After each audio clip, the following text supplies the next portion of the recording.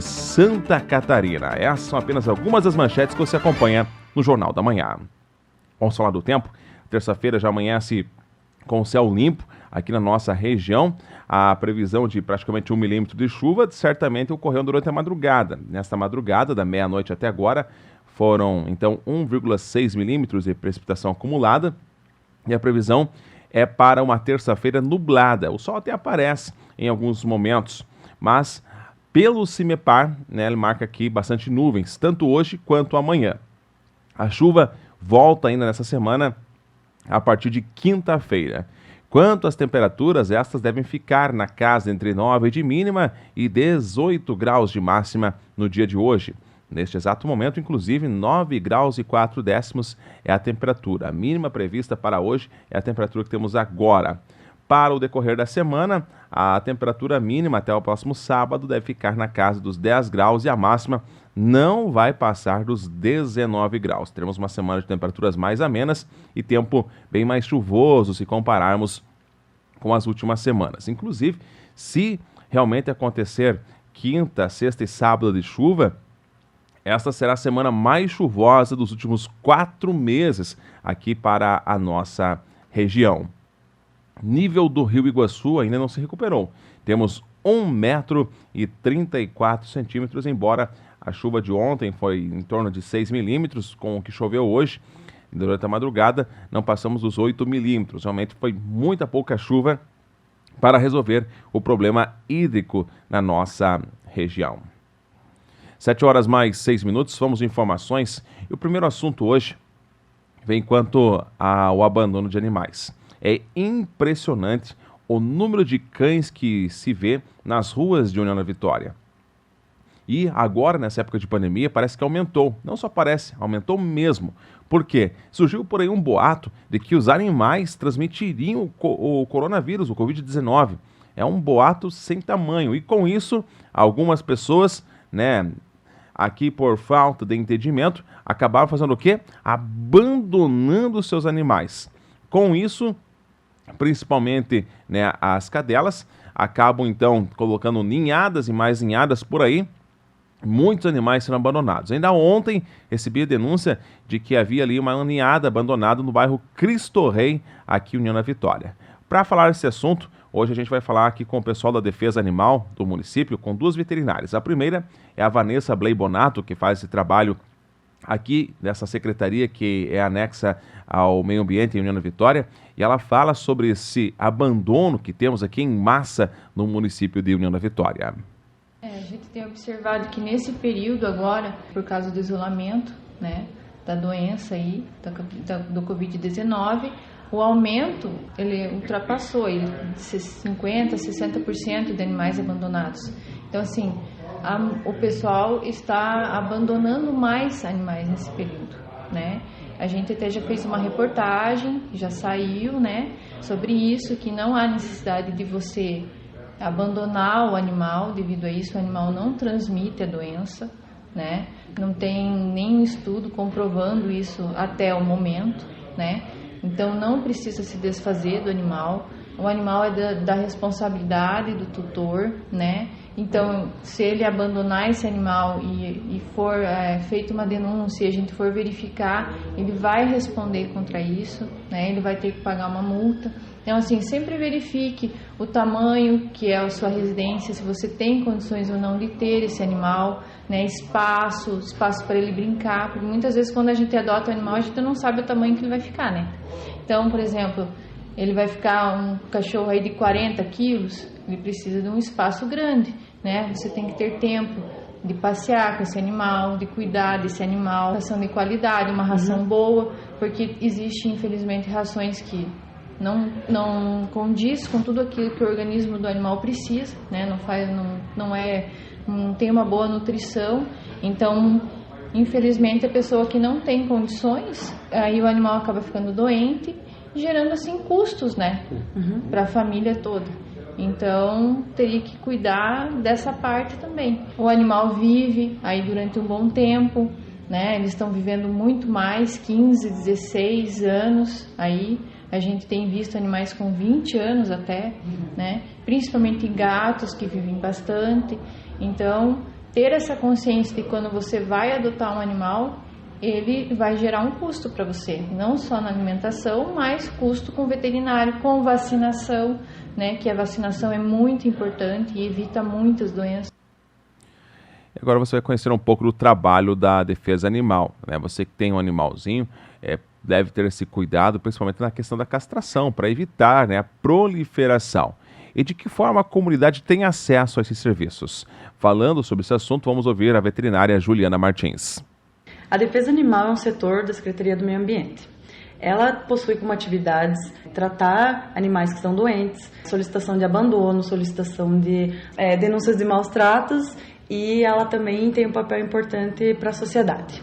Aqui, através de verificação de algumas zoonoses, que zoonoses são doenças que os animais transmitem para as pessoas e as pessoas para os animais. Para você ser atendido pela defesa animal, você precisa se enquadrar em alguns requisitos, que você precisa possuir CPF, RG, nos mostrar o local que você mora, tem que ser na cidade de Nova Vitória, e possuir o número do NIS, que o NIS é o mais importante, porque esse número que garante o direito do cidadão a ter os serviços da defesa animal. Ele pode ter no cartão cidadão, no cartão do Bolsa Família e também é o número do PIS que está na carteira de trabalho da pessoa. O NIS significa o número de identificação social. Então, através dele, a partir do momento que você fornece para a defesa animal, nós possuímos um cadastro e fazemos uma consulta. Se a pessoa tem a renda per capita até R$500, ela se enquadra no programa de atendimento das veterinárias da defesa animal. Se a pessoa não tem, infelizmente não será possível esse atendimento. Para você ter o atendimento pela defesa animal, você precisa ligar no número 3522-3266, repetindo, 3522-3266, e através desse número você abre um protocolo. E esse protocolo só será aberto diante desse número. Nas redes sociais a gente não abre protocolo e nem algum outro tipo de número, tá? É somente esse número, 3522-66. Após aberto esse protocolo, você vai receber um número, que será o número dele, que você pode estar consultando depois, se vai demorar o atendimento ou não, mas já adiantando que a gente tem uma fila grande, então, assim, ele vai ficar numa fila de espera. Assim, salvo algumas emergências que são necessárias, né, para o animal não entrar em óbito, mas a princípio tem uma fila de espera e a gente vai, com o passar do tempo, eliminando essa fila. Então, assim, não é muito imediato, mas a gente vai atender sim, tá? 7h11. Outro assunto também, atenção, senhores pais, alunos da rede estadual de ensino no Paraná, agora tem um canal em TV aberta para que você possa acompanhar as aulas. Então, aqui a RIC Record, através dos canais 38.2, 38.3 e 38.4, TV aberta. Essa opção de acesso às videoaulas foi viabilizada através da Secretaria de Educação, um trabalho conjunto com o deputado Hussein Bacri, que fala da importância de ter, então, essa ferramenta, um canal aberto para que as nossas crianças e adolescentes possam acompanhar as aulas. Nós estamos vivendo um grande dilema, né? A criança ficar em casa sem nada é o pior dos mundos, não é? Então é o seguinte, vamos tentar alguma coisa? Vamos. Começou pela internet. O Estado fez uma parceria com as empresas de telefônica para que o Estado banque o pacote de dados. O Estado está entregando material impresso nas comunidades onde não tem acesso nenhum. Claro, vai ter uma falha, outra vai. É que é muita gente, é um contingente. Imagine quantos mil alunos que tem para que se faça a entrega. Então agora, graças a Deus, através de uma parceria com o Renato Feder, secretária, com a autorização do governador, porque tudo custa, né? Nós conseguimos fazer com que o sinal da TV Record possa chegar até aqui e nós tenhamos nesses canais que você falou agora, acesso na televisão agora para que acessem a aula remota. Então é um instrumento a mais para os alunos da rede estadual, para que eles possam acessar, e quero parabenizar o nosso chefe de núcleo local, o Carlos Pouzin, que teve uma participação fundamental, muito grande na parte técnica, e todos os chefes de núcleo aqui, a pessoa que trabalha com ele, fez um trabalho belíssimo. Nós nos escolhemos na parte técnica e vamos correr atrás da parte política. Nós vamos lá brigar. Então eu quero agradecer e parabenizar toda a parte técnica e nós fizemos a parte política. Vamos para um rápido intervalo e já vamos falar dos municípios que registraram novos casos de Covid-19. Entre eles estão Bituruna, General Carneiro e também São Mateus do Sul. Jovem Pan. Agora são 7h17, de volta com o Jornal da Manhã, atualizando por aqui os números quanto ao Covid-19 pela nossa região. Ontem foi um dia de bastante mudanças. Por exemplo, União da Vitória, que tinha casos ainda atuais, foi zerado. Todas as 13 pessoas que até hoje tiveram Covid-19 estão curadas, estão livres da doença. Ainda assim, tem 6 casos suspeitos que aguardam ainda o exame, né? E outros 214 que já foram descartados. O município vizinho de Porto União continua como está. Um caso atual de Covid-19, a pessoa já está na reta final da sua quarentena, e outros 4 casos já curados, total de 5. Ainda temos um caso suspeito que aguarda resultado de exame e outros 40 que já foram descartados para a Covid. General Carneiro ontem confirmou seu 3º caso, o primeiro ativo, os outros 2 já estão curados. Trata-se de um homem, morador, caminhoneiro, estava em viagem, foi atendido, notificado em outro estado, aí ficou hospitalizado, recebeu alta no dia 18 de maio. O paciente foi diagnosticado com a doença em outro estado, né? E aí então chegou a informação no município de General Carneiro somente na data de ontem, né? Então ele estava em outro estado, né, quando ficou hospitalizado. A Secretaria de Saúde visitou seus familiares, todos estão bem, né? Embora, claro, também serão assistidos pela Secretaria Municipal de Saúde lá de General Carneiro. Tenho aqui também dados, olha só, São Mateus do Sul, até ontem contabilizava um caso ativo de Covid-19.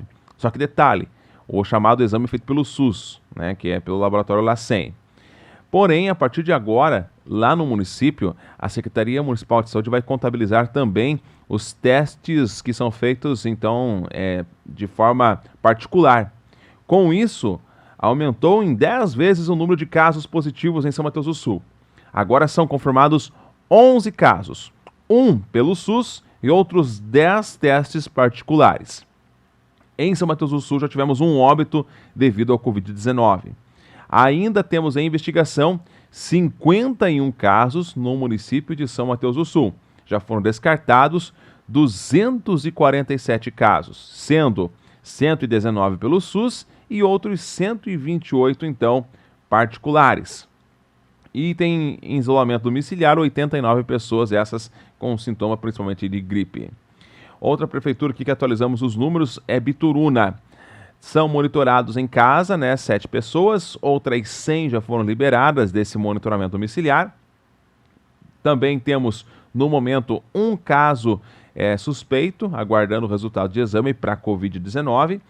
Já tivemos outros 21 pacientes que o exame deu negativo e ontem foi confirmado o primeiro caso de Covid-19. Assim que houve a confirmação, o prefeito, juntamente então com a sua equipe da Fundação Municipal de Saúde, vieram ao público trazer a informação e, claro, pedir à população os cuidados necessários. Já que, certamente, o jovem que contraiu a doença recebeu a visita de um outro rapaz morador de outra cidade.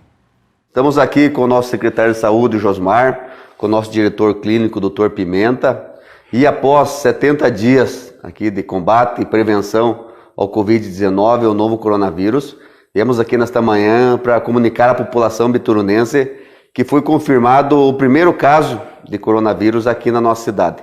Trata-se de um jovem, em torno de 18 anos, está com sua saúde estável, sintomas leves do Covid-19. E estamos aqui para, de uma forma de transparência, informar a nossa população e também pedir que redobre os cuidados em combate ao Covid-19 aqui na nossa cidade. Este jovem de 18 anos procurou o serviço de saúde na quinta-feira com sintomas leves ainda, mas com sintomas suspeitos. Ele já foi pedido isolamento nesse momento e já foi realizado os exames e chegando o resultado então confirmando, positivando este paciente. Então já foram tomadas todas as medidas em relação à vigilância sanitária deste paciente, isolamento dele e de seus familiares, As pessoas do quais ele entrou em contato já estão sendo procurados pela vigilância sanitária. Isso redobra o que o prefeito disse, para que toda a população de Bituruna redobrem os cuidados em relação à prevenção, né? Esse trabalho de prevenção é o melhor trabalho no momento. Então, infelizmente, esse nosso primeiro caso em nosso município, né? Como o nosso prefeito já mencionou, trata-se de um jovem. Vale a pena a gente ressaltar aqui que, infelizmente, esse vírus veio de um município vizinho, né? A gente sabia, mais cedo ou mais tarde, que isso poderia acontecer. Então, aconteceu após uma visita de um residente de Coronel Domingos Soares. Então, por isso que a gente pede para que a nossa população cuide com as questões de visita, mantenha todos os cuidados.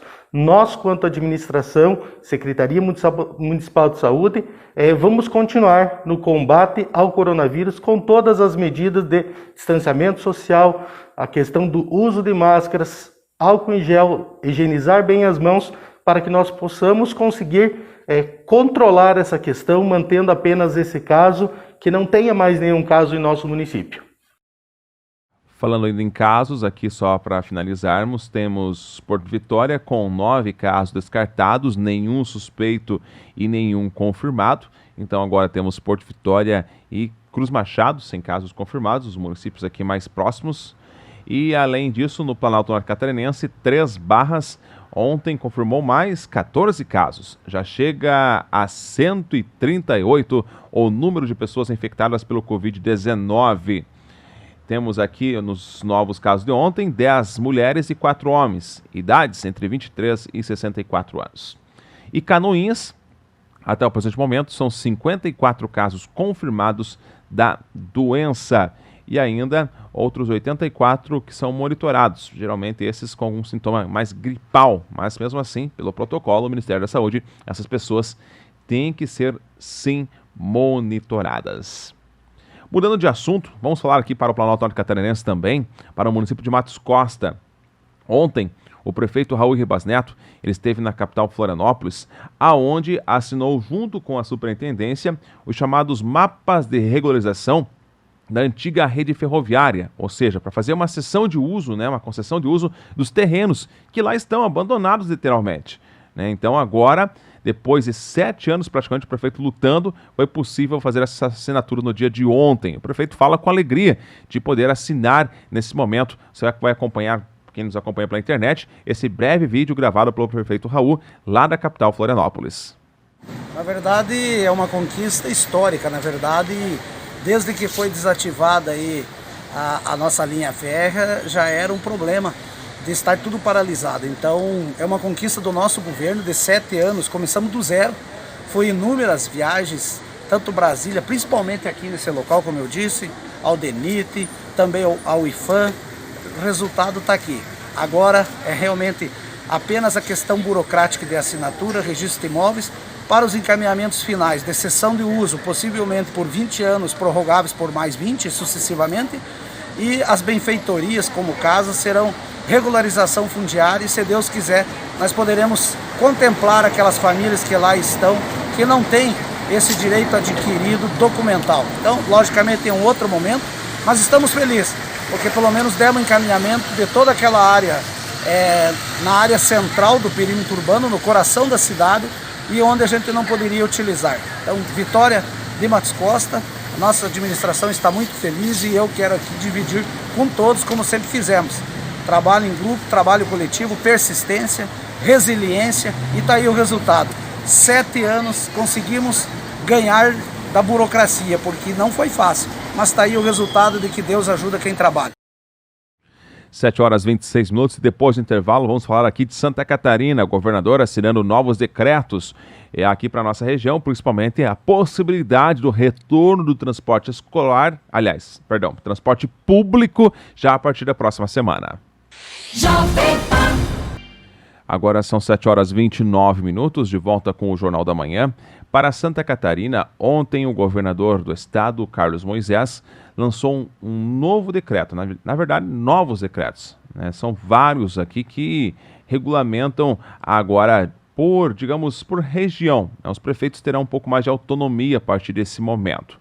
Uma das principais novidades desses novos decretos é a possibilidade do retorno do transporte público, então, nos municípios. Aqui na semana passada, o prefeito de Porto União, Eliseu Milbach, já falava se no que o governador autorizasse, então, esta questão por parte dos municípios, muito em breve Porto União já estaria aderindo, visto que uma nova empresa estará assumindo agora, né, a mesma empresa que já opera em União da Vitória, ganhou a licitação, tem um processo agora licitatório válido para estar operando também no município de Porto União. Claro que isso vai depender de alguns ajustes técnicos que devem ser feitos junto, então, aqui à Regional de Saúde. Acompanhe em áudio e vídeo a parte da coletiva do governador. O áudio está uma certa dificuldade em áudio, né, porque essa foi enviada diretamente da assessoria de comunicação da imprensa do governador de Santa Catarina, falando sobre os novos decretos. Nós percebemos que, como a doença evoluiu de forma distinta em várias regiões do estado, nós teríamos que partir para um momento, inaugurar uma nova fase de enfrentamento dessa doença, com ações regionalizadas. E isto não significa dizer que nós estamos colocando a responsabilidade única, exclusivamente na mão de um prefeito. As ações serão monitoradas pelo governo de Santa Catarina, nós estaremos acompanhando em cada região do estado tudo o que acontece, emitindo recomendações, e as intervenções daqui para frente serão tomadas por grupos de prefeituras, grupos de secretários de saúde, de forma regionalizada, coincidindo, então, com as regiões de saúde do estado de Santa Catarina. Os municípios vão deliberar sobre o funcionamento de atividades públicas e de atividades privadas na esfera da sua região, na sua área territorial, independentemente dessas atividades se darem por órgãos federais, estaduais ou municipais. A Secretaria de Estado da Saúde, então, define, através da sua atribuição, as regiões de saúde em Santa Catarina. Isso está previsto também no decreto.